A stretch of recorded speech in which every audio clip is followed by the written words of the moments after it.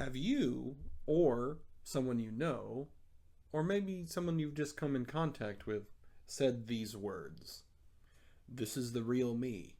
This is who I am, raw and unfiltered.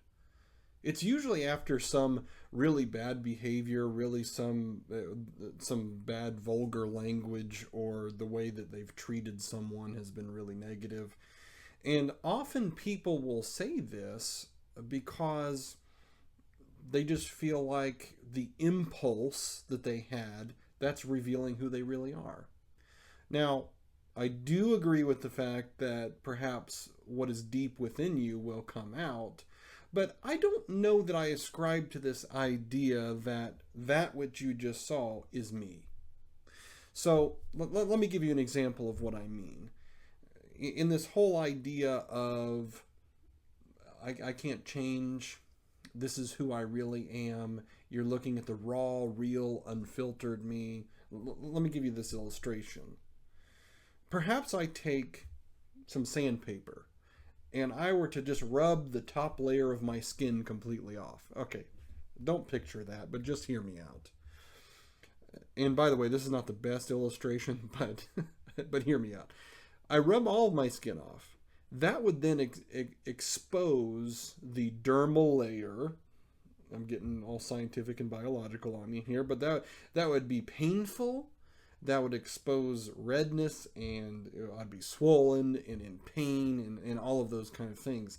Could I then say, hey, now you're looking at who I truly am? Well, no, because the top layer of skin is very much a part of who I am physically.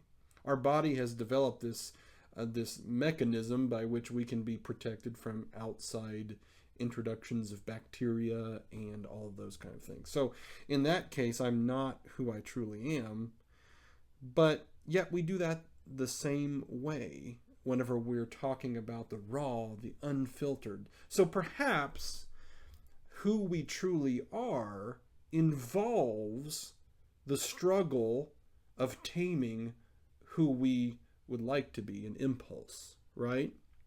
So the raw, the unfiltered, the this is who I am, that's not really who you truly are if you think about it. Because part of who we are involves that constant pull and that constant struggle and that constant battle. But also, God has made us as believers into a new creation. So while that old us is constantly battling to try to come back into the scene, we can embrace who we are in Christ Jesus. So 2 Corinthians chapter 5:17 says it very plainly. Therefore, if anyone is in Christ, the new creation has come, the old has gone, the new is here. That's the same kind of issue the same kind of promise that we get whenever we step into a new life. And sometimes, for some of us, we want to go back to the Egyptian Exodus mentality of it. Well, hey, at least in Egypt, we were fed fish. Yeah, sure, we were in captivity. Yeah, sure, we were being beaten. Yeah, sure, we couldn't live wherever we wanted to live. But at least we got to eat whenever we needed to. Well, maybe not much, but yes, our family members were killed sometimes, but at least they had McDonald's on every corner, So what I'm trying to say is perhaps we need to move away from that mentality that's so damaging of this is who I am. I guess this is just who I am. And embrace but that's not really who I am, because Christ has made me into a new creation. So something to think about today.